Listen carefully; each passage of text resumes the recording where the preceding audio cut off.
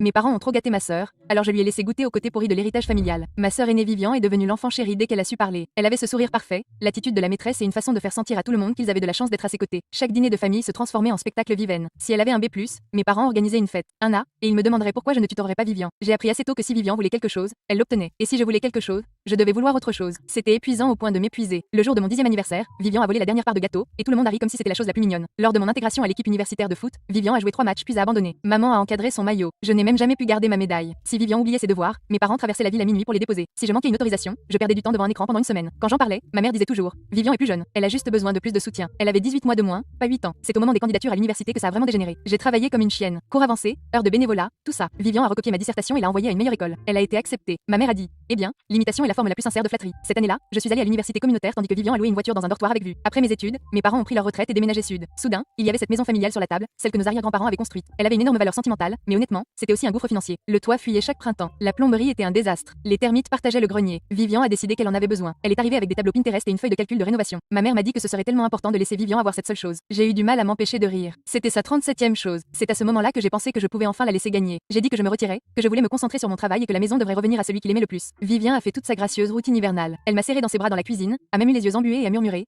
tu fais ce qu'il faut. Mes parents ont commencé à faire comme si je venais de faire don d'un rein. Je l'ai aidé pour des travaux faciles, lui donnant des liens pour réparer le Porsche et traiter les moisissures. Je lui ai dit que les voisins seraient ravis de l'avoir aux commandes et à quel point maman et papa étaient fiers. Quand les papiers sont arrivés, je me suis assurée que son nom soit le seul sur l'acte et j'ai même proposé de le déposer avec elle au palais de justice. Vivian s'est délectée de tout ça, s'est vantée d'être la sauveuse de la famille, et je n'ai cessé de l'encourager. Il a fallu environ un mois pour que les choses commencent à mal tourner. L'assurance expire la semaine suivant son emménagement. Il s'est avéré que le câblage était si vieux que tout l'endroit était pratiquement une boîte à amadou. Du coup, ses tarifs ont explosé. Elle a découvert que la ville lui avait infligé des arriérés d'impôts parce que grand-père avait rempli les mauvais papiers de la propriété pendant des années. La cour de la ferme parfaite qu'elle adorait a commencé à s'affaisser tellement que le facteur a laissé un mot. Les entrepreneurs n'arrêtaient pas de la laisser tomber. Elle a appelé ma mère en pleurant à cause de toutes ses responsabilités. Mon père est venu 2 fois réparer un évier qui fuyait et a fini par casser le broyeur à ordures. Pendant ce temps, les voisins qui adoraient la famille Jones n'étaient pas très amicaux. L'association des propriétaires locales a essayé de la retrouver pour chaque petit détail. Elle s'est plainte au téléphone, espérant de la sympathie, en disant: tu as tellement de chance de ne pas être coincée dans ce cauchemar. Je lui ai dit que j'espérais qu'elle s'y sente chez elle. C'est devenu encore pire lorsque Vivian a essayé de louer la maison sur Airbnb pour gagner un peu d'argent. Le premier invité a saccagé le salon et est parti avec la télé. Le deuxième a appelé le service de santé à cause de la moisissure dans la salle de bain. Je pouvais presque l'entendre s'énerver au téléphone. Elle a supplié nos parents de la renflouer. Ils l'ont fait, bien sûr, mais à ce stade, même commençait à en avoir marre. Ma mère a commencé à se plaindre que Vivian n'était pas reconnaissante. Mon père a fait une blague en disant qu'il aimerait pouvoir reprendre la maison. La cerise sur le gâteau, c'est quand Vivian a essayé de vendre. Le marché s'est effondré et toutes les réparations qu'elle avait faites ont en fait augmenté la valeur parce qu'elle n'avait pas obtenu de permis. Elle m'en a voulu. Elle a dit que si je l'avais aidée, rien de tout cela ne serait arrivé. Elle a dit que je l'avais piégée. Ma mère voulait que je sois une personne plus forte et a aidé Vivian à nettoyer le désordre. Je leur ai dit que j'avais ma propre vie, mon propre appartement et un travail qui me plaisait. Il était peut-être temps que Vivian se débrouille toute seule. La dernière fois que je suis venue, Vivian ne voulait pas sortir de sa chambre. Mon père m'a tendu une bière, s'est assis à côté de moi sur le porche et a secoué la tête. La maison craquait sous le vent et, pour la première fois de ma vie, il s'est excusé. Pas beaucoup, mais suffisamment. Maintenant, je reçois des appels de ma mère qui me demande conseil. Elle n'avait jamais fait ça avant. Vivian pense toujours que je l'ai trompée. Peut-être que oui.